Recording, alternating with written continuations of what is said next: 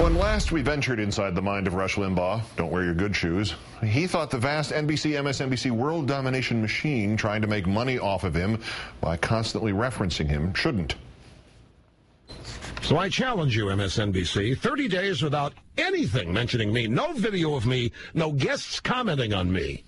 I inferred at the time that that was really the plaintive cry, "Stop hitting me, I can dish it out, but I cannot take it."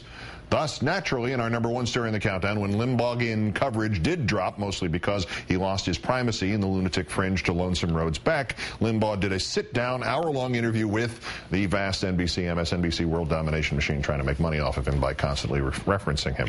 Jamie Gangel and the Today Show were the beneficiaries and or victims of this game of following the bouncing Limbaugh ego, and hilarity ensued.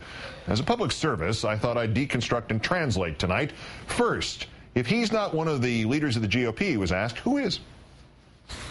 I have no idea. I'm certainly not in charge of picking them. The only thing I could do is recite names from 2008 that probably won't back in it. Sarah Palin, Mitt Romney, Huckabee. Tim Pawlenty's probably going to go in. But at this stage, as the anointer of the Republican nominee, I'm not going to go out there now and destroy the chances of 3 or 4 other people. I have more compassion than that. In other words, like all demagogues, he dreams secretly of being summoned, like Cincinnatus, by a desperate nation. That was rare honesty, and he can't think of a single Republican likely to get more than 400,000 votes in 2012. Sarah Palin. Misunderstood and underestimated. You love her. Well, no. Love, I admire her. People have tried to destroy her.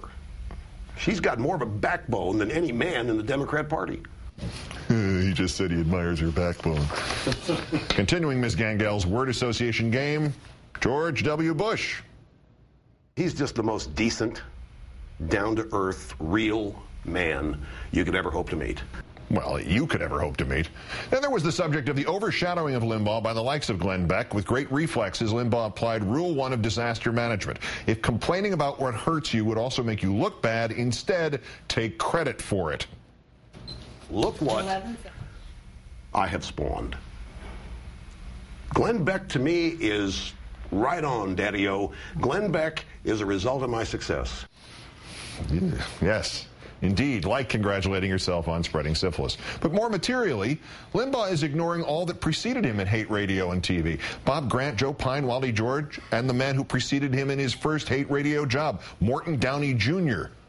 There was a flash of unexpected self-insight, though. You often gain insight into a man when he thinks he's talking about somebody else. When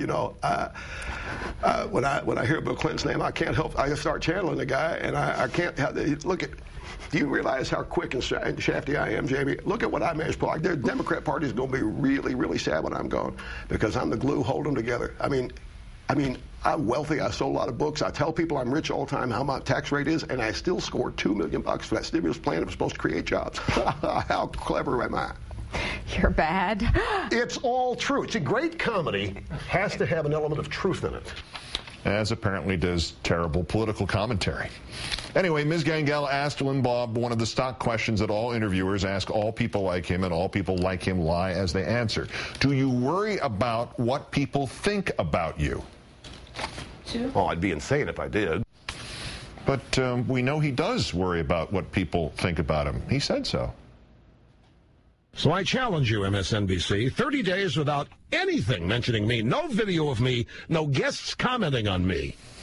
So when asked if he worries what people think about him, he says he'd be insane if he did. But he already said he did. Thus, in the interview on the Today Show, Mr. Limbaugh just declared himself insane.